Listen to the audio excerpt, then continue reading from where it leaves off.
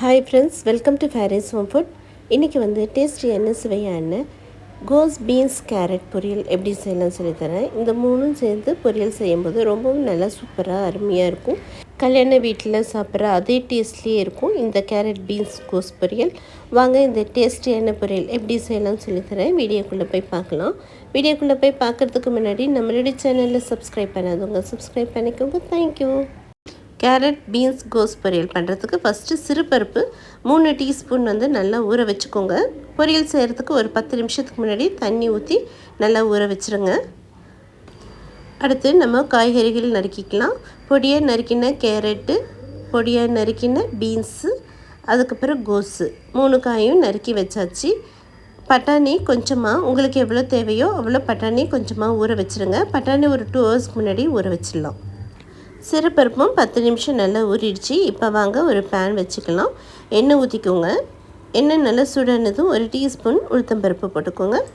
1/4 teaspoon கடுகு போட்டுக்கலாம். கடுகு உளுத்தம்பருப்பு பொரிஞ்சதும் கிள்ளி வச்சுருக்கிற 6-7 காஞ்ச மிளகாய் போட்டுக்கோங்க.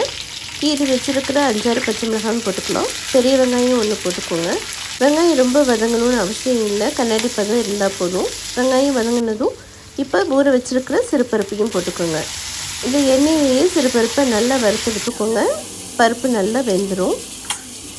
அடுத்து நம்ம வெட்டி வச்சுருக்கிற கேரட் பீன்ஸ் கோஸ் பொரியல் போட்டுக்கலாம். உங்களுக்கு எவ்வளோ தேவையோ அந்த அளவுக்கு நீங்கள் காய்கறி போட்டுக்கோங்க. இன்றைக்கி நான் எல்லாம் 200 கிராம்ஸ் எடுத்திருக்கேன். உங்களுக்கு எந்த அளவுக்கு தேவையோ அந்த அளவுக்கு நீங்கள் காய்கறிகளை போட்டுக்கலாம். நான் இன்றைக்கி எல்லாமே சமமாக கேரட் பீன்ஸ் கோஸ் போட்டிருக்கேன். போட்டுட்டு எண்ணெயிலேயே நல்லா வதக்கிக்கோங்க.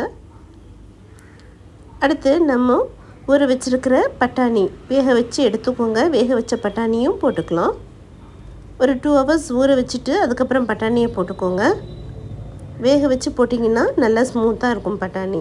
அடுத்து காய்கறிகளிலே எல்லாத்தையும் போட்டுட்டு நல்லா வதக்கிக்கோங்க. தேவையான அளவுக்கு உப்பையும் போட்டுக்கலாம். கடைசியில் உப்பு போடுங்க. அப்போ தான் வந்து காய்கறி வந்து நிறைய இருக்கும் பார்க்குறதுக்கு, வதங்கினதும் கொஞ்சமாக ஆகிடும். அப்போ உப்பு போட்டிங்கன்னா கரெக்டாக இருக்கும். இப்போ உப்பையும் போட்டுட்டு நல்லா காய்கறிகளை நல்லா சுருள வதக்கிக்கோங்க.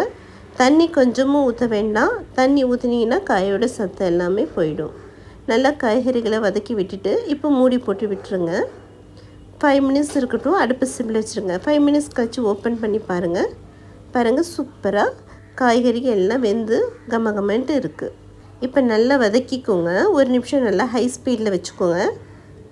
ஹை ஸ்பீடில் வச்சு நல்லா வதக்கிக்கோங்க. கடைசியாக கொஞ்சமாக ஒரு 2-3 பத்தை தேங்காய் துருவலையும் போட்டுக்கலாம். தேங்காய் துருவலையும் போட்டுட்டு நல்லா ஹை ஸ்பீடில் வச்சு நல்லா வதக்கி விட்டுக்கோங்க. 1 நிமிஷம் கிளறி கொடுத்தீங்கன்னா போதும். கிளறி கொடுத்துட்டு ஸ்டவ் வந்து ஆஃப் பண்ணிக்கலாம்.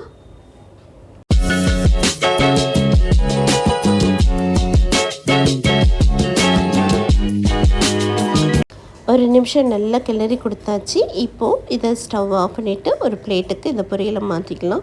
பாருங்கள், சூப்பரான கல்யாணி வீட்டு ஸ்டைலில் கேரட் பீன்ஸ் கோஸ் பொரியல் ரெடி ஆகிடுச்சு. ரொம்பவும் நல்லா டேஸ்ட்டாக இருக்குங்க. இது எல்லாருக்கும் கண்டிப்பாக ரொம்பவும் பிடிக்கும்.